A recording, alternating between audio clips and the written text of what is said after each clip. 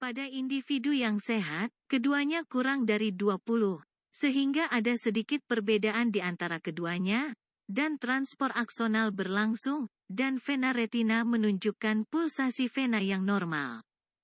Saat tik naik di atas tekanan vena sistemik, denyut vena retina teredam atau dihilangkan sebagai tanda awal papiledema. Vena retina yang menjadi lebih besar dan lebih banyak muncul karena peningkatan tekanan vena menyebabkan vena yang lebih kecil menjadi lebih terlihat pada funduskopi. Dengan demikian, adanya pulsasi vena retina adalah tanda yang baik tetapi tidak selalu berubah dari tik normal. Dan pembengkakan vena retina adalah tanda awal yang reliabel dari peningkatan tik. 9,10 Konsekuensi kedua dari peningkatan tik adalah bahwa aliran aksoplasma terganggu, seperti jika loose ligature telah diikat di sekitar saraf. Dan ada penumpukan aksoplasma di sisi retina dari diskus. Akson optik yang membengkak mengaburkan batas diskus, dimulai dari kutub superior dan inferior. Kemudian meluas ke lateral dan akhirnya ke medial. 11 Ukuran diskus optikus meningkat, dan ini dapat dipetakan sebagai titik buta, yang lebih besar di bidang visual. Beberapa pasien bahkan mengeluhkan skotoma visual di area ini. Jika tik cukup meningkat, sel ganglion mulai rusak dari perifer retina menuju makula. Hal ini menyebabkan hilangnya penglihatan konsentris. Karena papiledema mencerminkan tekanan balik pada saraf optik dari peningkatan tik, papiledema hampir selalu bilateral. Pengecualian yang jarang terjadi ketika saraf optik di satu sisi itu sendiri dikompresi oleh massa, seperti meningiomaan olfactory groove. Sehingga mengakibatkan atrofi optik di satu mata dan papiledema di mata lainnya, sindrom Foster-Kennedy.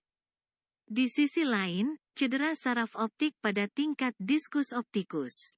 Baik karena penyakit demyelinasi atau infark vaskular vasa nervorum, neuropati optik iskemik anterior.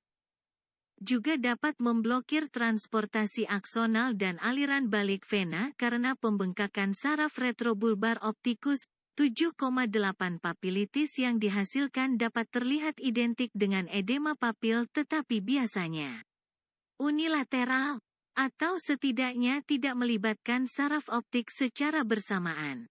Selain itu, papilitis biasanya disertai dengan kehilangan penglihatan yang relatif cepat, terutama kehilangan fokus yang disebut skotoma. Sehingga perbedaan klinis biasanya jelas. Penyebab nyeri kepala pada pasien dengan peningkatan tik belum sepenuhnya diketahui. CSS meninggalkan subarachnoid diabsorsi di villi arachnoid. 12 struktur ini terletak di sepanjang permukaan sinus sagital superior, dan terdiri dari invaginasi membran arachnoid ke dalam dinding sinus. CSS diambil dari ruang subarachnoid dengan endositosis ke dalam vesikel. Vesikel diangkut melintasi sel epitel arachnoid, dan kemudian isinya dilepaskan oleh eksositosis ke dalam sinus vena. Ketidakseimbangan dalam proses sekresi dan resorsi CSS terjadi pada kasus tumor yang mensekresi CSS serta pada pseudotumor cerebri, hipertensi intrakranial idiopatik. Pada kedua kondisi tersebut, tingkat tekanan CSS yang sangat tinggi, lebih dari 600 mmHg/20, dapat dicapai, tetapi lebih sedikit disfungsi otak yang terjadi selain sakit kepala. Infus eksperimental CSS buatan ke dalam ruang subarachnoid, dengan tekanan setinggi 800 atau bahkan 1000 mmHg/O. Juga tidak menyebabkan disfungsi cerebral dan seringkali tidak menyebabkan sakit kepala, 13,14 namun. Kondisi yang menyebabkan peningkatan tik secara difus seperti pseudotumor cerebri biasanya menyebabkan sakit kepala.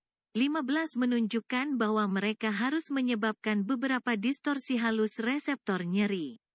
Di pembuluh darah otak atau meninges, 16 pseudotumor cerebri yang berhubungan dengan tinnitus diduga disebabkan oleh obstruksi parsial pada sinus transversus, 15 obstruksi total pada sinus vena cerebral. Sebaliknya, menyebabkan peningkatan tik terkait dengan tanda-tanda disfungsi otak serta sakit kepala yang parah. Sakit kepala terlokalisasi pada sinus vena yang tersumbat, superior sagittal sinus hetes biasanya di puncak verteks tengkorak. Sedangkan transverse sinus hetes biasanya di belakang telinga di sisi yang terkena. Sakit kepala dalam kondisi ini diduga karena iritasi dan distorsi lokal dari sinus itu sendiri. Disfungsi otak disebabkan oleh tekanan balik pada vena yang mengalirkan darah ke dalam sinus, sehingga mengurangi tekanan perfusi di area otak yang berdekatan hingga memicu infark vena. Lihat halaman 160. Kapiler kecil mungkin rusak, menghasilkan perdarahan lokal dan kejang vokal atau general. Trombosis sinus sagittal superior menghasilkan iskemia parasagittal di hemisfer, menyebabkan paresis ekstremitas bawah. Trombosis sinus lateral biasanya menyebabkan infark di lobus temporal lateral inferior, sering menimbulkan kejang.